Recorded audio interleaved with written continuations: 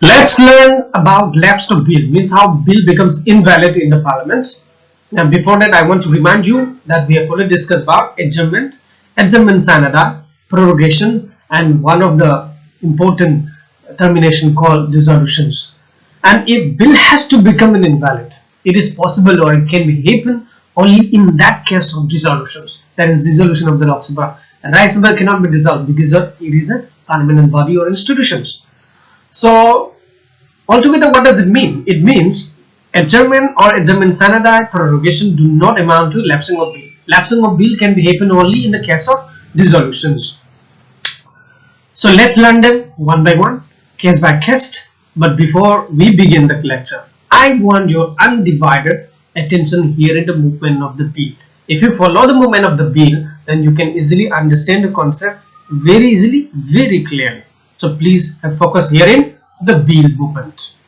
Here in the case number 1, what we can understand is the bill is now in the Lok Sabha, so it can either be here in the Lok Sabha chamber or it can move to Rajya Sabha chamber. Let's see what is the movement of this bill. The bill is now in the Lok Sabha. That means bill is pending in the Lok Sabha. It is not yet in the Rajya Sabha chamber. It is there in the Lok Sabha. Means while the bill is pending in the Lok Sabha chamber, if the Lok Sabha gets dissolved, then the bill becomes invalid.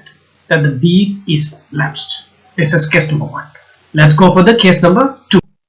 In case number 2, again we see the bill is residing or bill is here in the Lok Sabha chamber. The bill can be here again or it may be there in the Rajya Sabha chamber. Let's see the movement of the bill. Bill is now in the Rajya Sabha chamber. It means the bill has been passed from the Lok Sabha. So when the bill is passed from the Lok Sabha and it is there in the Rajya Sabha, means it is pending in the Rajya Sabha. By that time, if there is dissolution of the Lok Sabha, then the same bill becomes invalid. That means bill is lapsed. This is case number 2. We have learned case number 1 and this is the case number 2. And case number 1 and case number 2 is all about those bills originated from the Lok Sabha. Let's learn about those bills which are originated from the Rajya Sabha and becomes lapsed. Here in the case number 3, bill is going to be originated from the Rajya Sabha and that is going to move after being passed by the Rajya Sabha to the Lok Sabha. At the moment, the bill is staying tightly here in the Rajya Sabha. Let's see the movement of the bill. The bill has gone to the Lok Sabha chamber. What does it mean? Lok Sabha. What does it mean? It has been passed by the Rajya Sabha and it is now pending in the Lok Sabha. By this time, if the Lok Sabha gets dissolved, then the same bill becomes lapsed. This is case number 3. Let's go for the case number 4. It is very interesting. Here in the case number 4, the bill is here in the Rajya Sabha chamber. Let's see the movement of the bill. The bill is now in the Lok Sabha. Means it has been passed by the Rajya Sabha. While the bill is here in the Lok Sabha chamber, if the Lok Sabha wants to add some amendments on the particular bill being passed from Rajya Sabha, then the bill has to go for an acceptance from the Rajya Sabha. So the bill is going back to the Rajya Sabha, not alone, but along with the amendments made by the Lok Sabha chamber. By this time, when the bill is waiting for an acceptance from the Rajya Sabha, if Lok Sabha gets dissolved, then the bill becomes invalid. I think you are 100% crystal clear about the concept of all the 4 cases regarding the lapsing of bill in the parliament. If you don't understand, then please rewind and start watching from the beginning or from the first case and please understand it.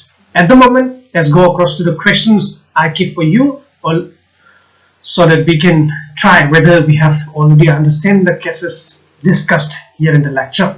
Let's go for the question. Here are the questions we are given in the statement format.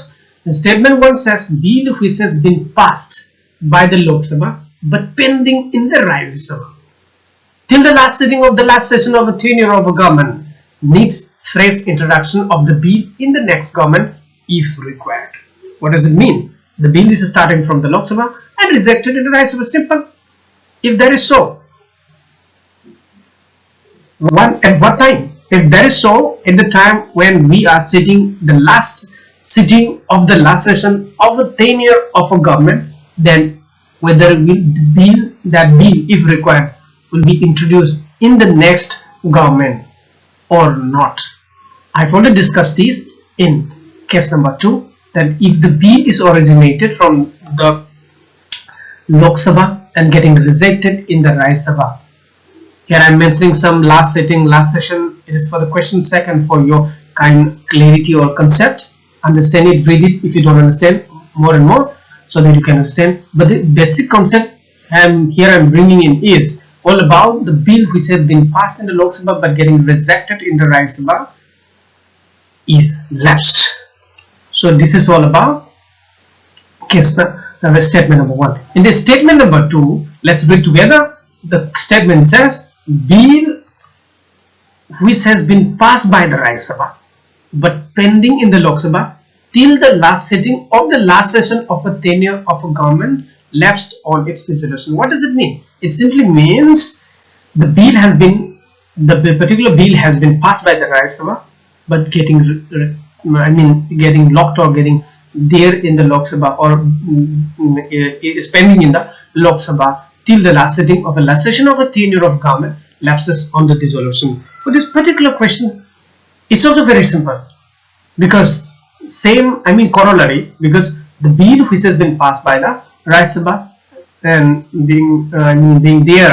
it's pending there in the Lok Sabha is also lapsed. So both the statement number 1 and the statement number 2 is giving you a correct information. So both the statement 1 and 2 is correct.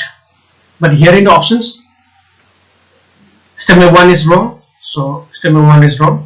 Option A is wrong. Statement 2 is right. This is also, in a sense, this is also correct.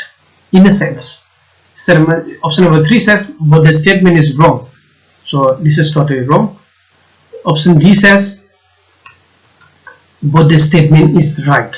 So here, somewhat good options are statement number 2 and the statement number D. Option number D.